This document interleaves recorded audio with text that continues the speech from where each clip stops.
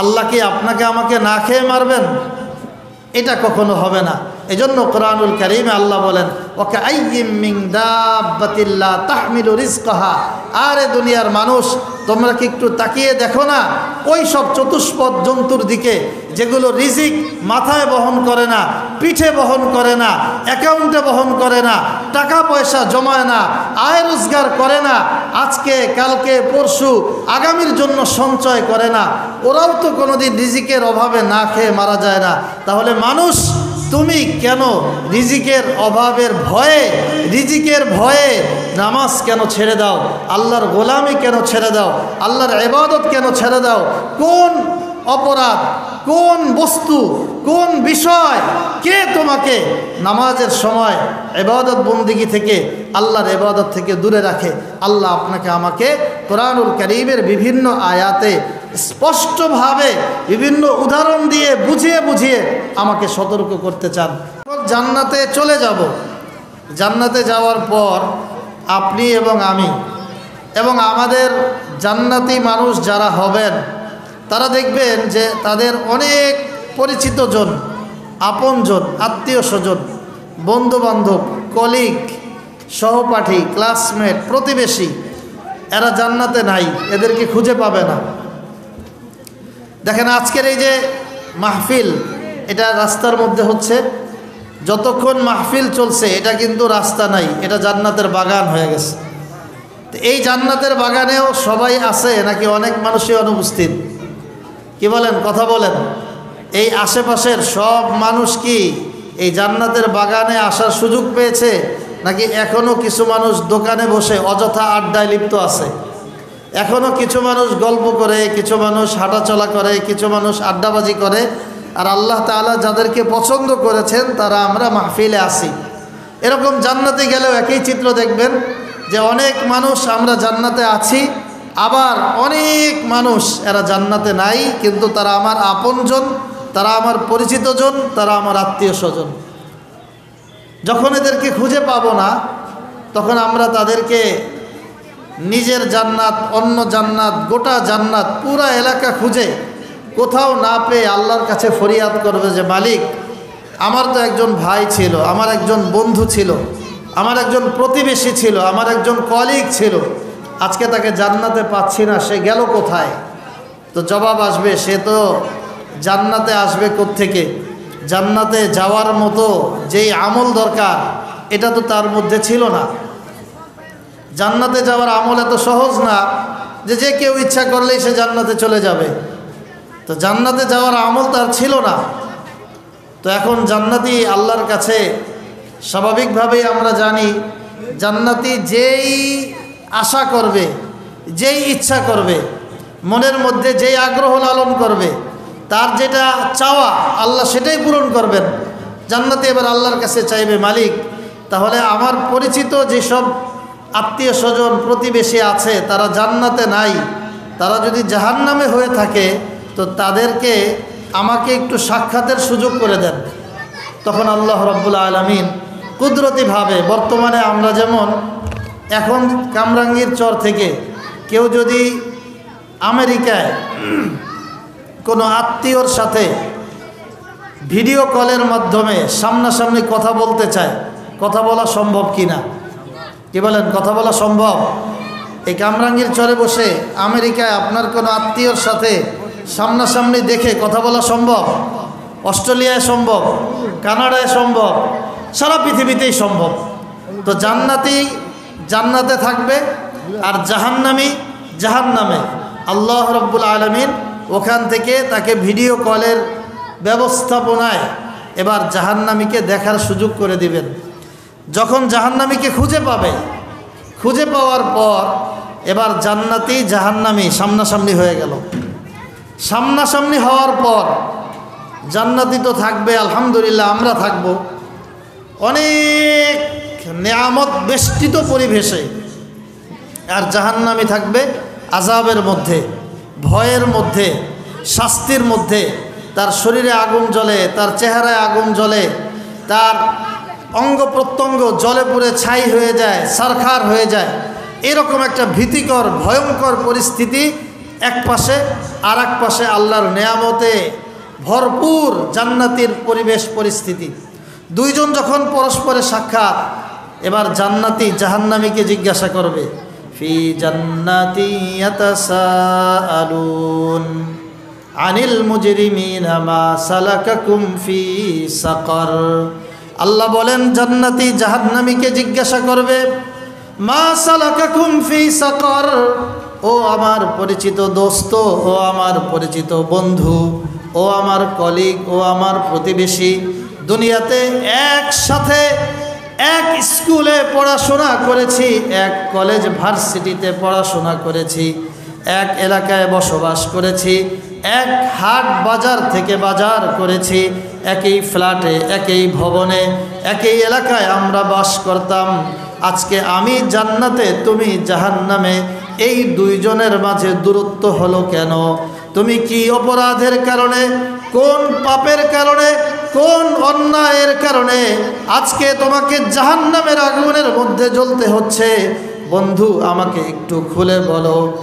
তখন আল্লাহ রব্বুল আলামিন বলেন, জাহান্নামী জাহান্নাম থেকে 4টা জবাব দিবে।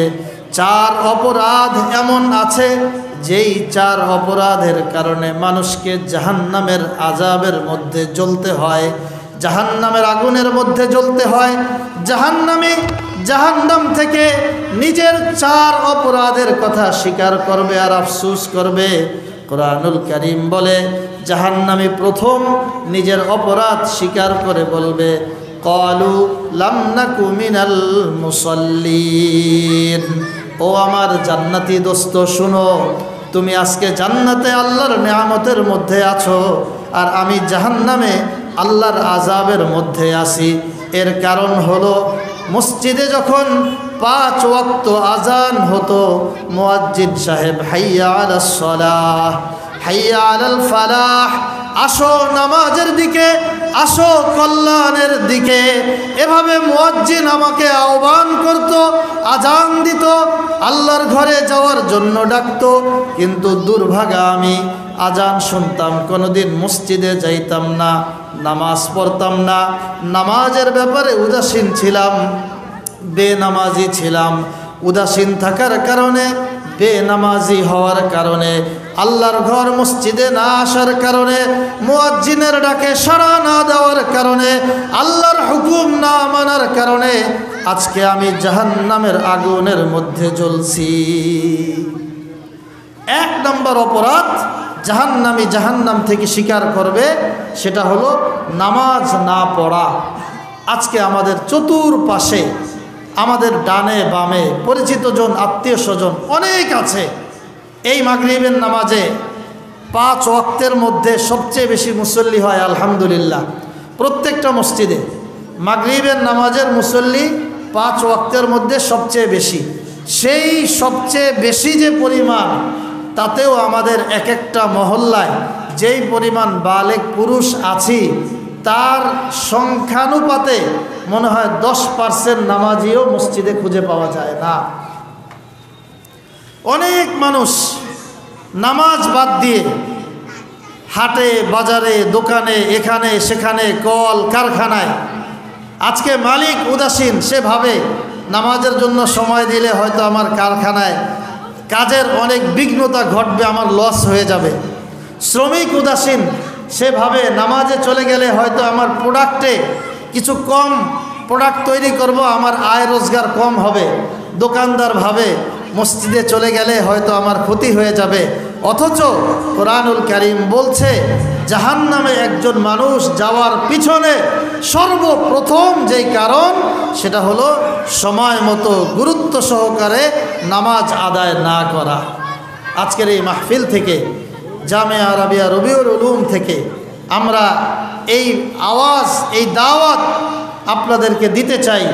আমাদের এলাকাবাসী, আমাদের পরিচিতজন, আমাদের বন্ধুবান্ধব, যতদূর পর্যন্ত মাইকের আওয়াজ যায়, পুরুষের কানে যায়, মহিলাদের কানে যায়, বৃদ্ধের কানে যায়, যুবকের কানে যায়, তরুণের কানে যায়, তাদেরকে আহ্বান করছি, বাবা আসুন মসজিদে এসে সময় মতো নামাজ আদায় করুন। আজকে মসজিদগুলোতে যাও নামাজি পাওয়া যায়, তাও যাদের বয়সের সংখ্যা 30-40-50-এর উপরে তারা হইলেন মুসল্লি।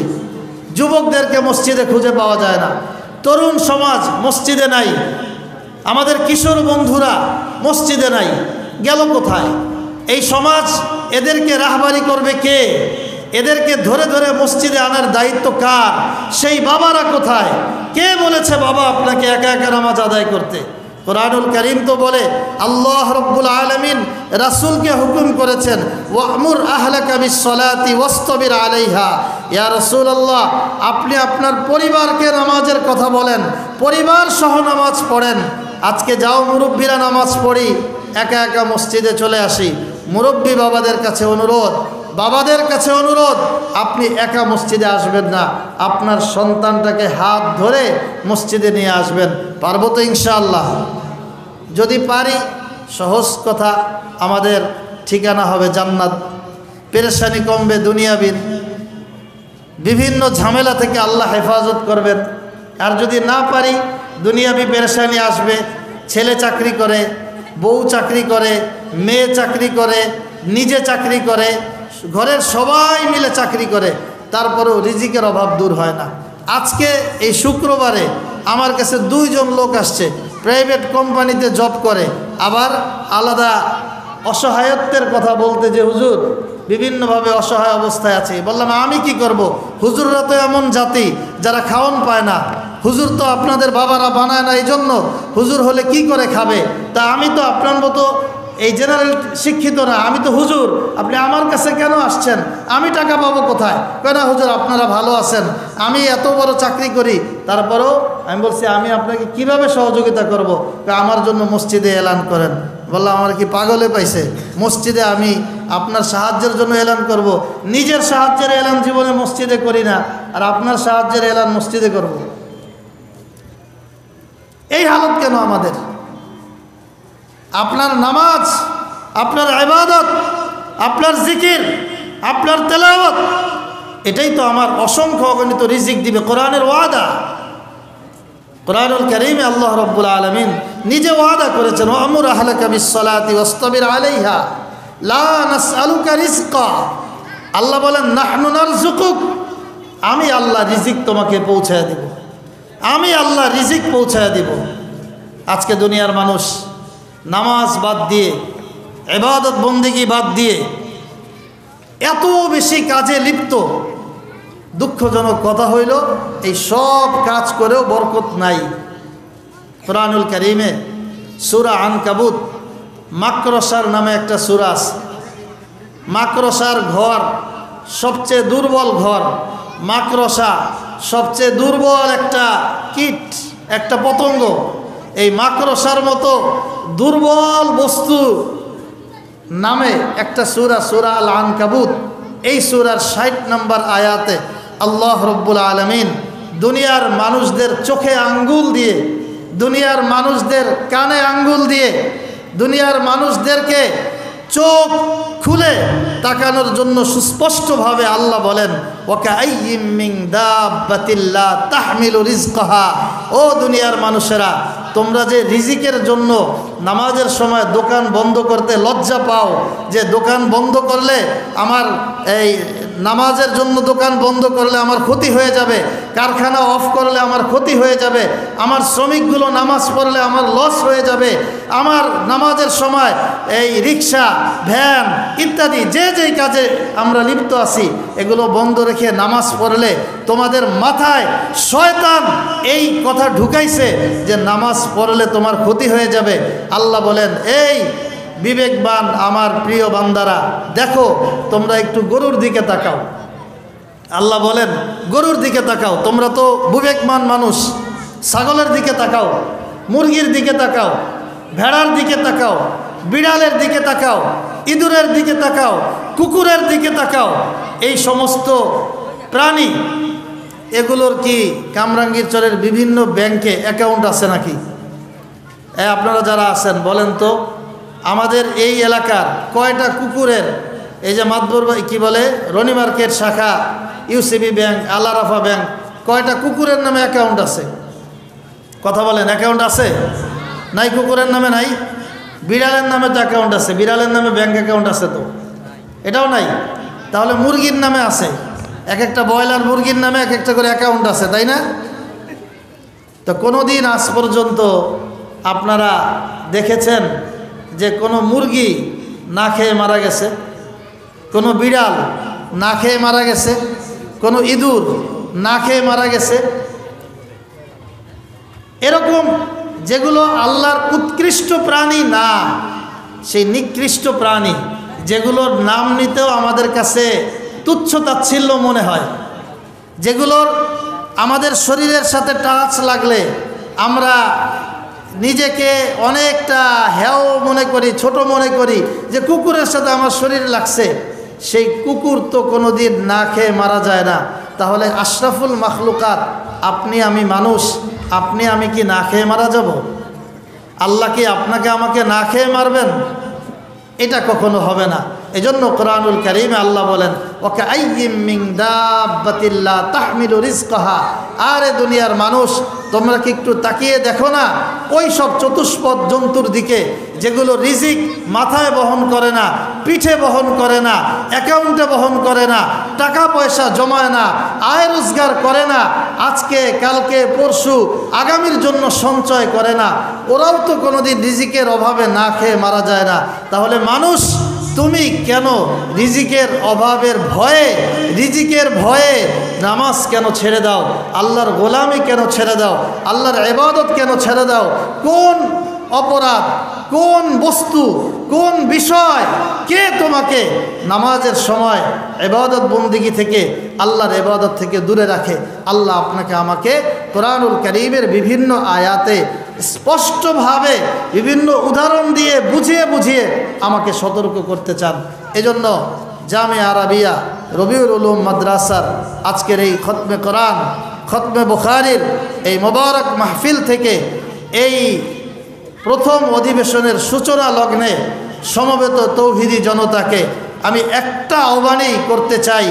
জাহান্নামে যাওয়ার এক নম্বর কারণ কোরআনুল কারীম যেটা বলছে সেটা হলো জাহান্নামীরা বলবে লাম নাকু মিনাল মুসাল্লিন, আমরা নামাজ আদায়কারী ছিলাম না, নামাজ পড়তাম না। এই অপরাধ যেন আমাদের কারো মধ্যে না আসে, আমরা যেন সকলে সময় মতো নামাজ আদায় করি।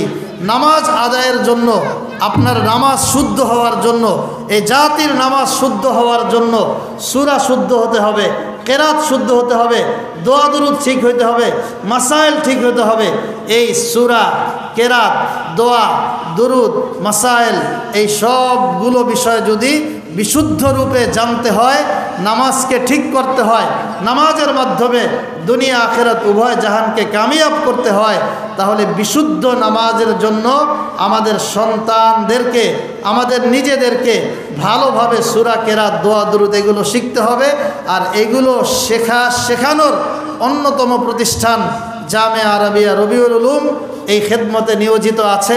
আপনার সন্তানকে কিভাবে নামাজি করতে হয়, বিশুদ্ধ তেলাওয়াতকারী বানাতে হয়, বড়দেরকে, মুরব্বীদেরকে, জাতিকে কিভাবে নামাজমুখী করতে হয়, আল্লাহমুখী করতে হয়, সেজন্য এই খেদমতে নিয়োজিত রবিউল উলুম মাদ্রাসা, আল্লাহ তাআলা এই মাদ্রাসাকে কবুল করেন। আজকের এই খতমে বুখারী, খতমে কোরআনের আয়োজন, হযরতে উলামায়ে কেরামের আগমন এবং মাদ্রাসা কমিটির সার্বিক সহযোগিতা সব কিছুকে আল্লাহ তাআলা কবুল করেন। আমাদের সকলকে 5 ওয়াক্ত নামাজ জামাতের সাথে গুরুত্ব সহকারে আদায় করে দুনিয়ার জীবনে সফলতা, আখিরাতের জীবনেও সফলতা অর্জন করার তৌফিক দান করুন। আমিন।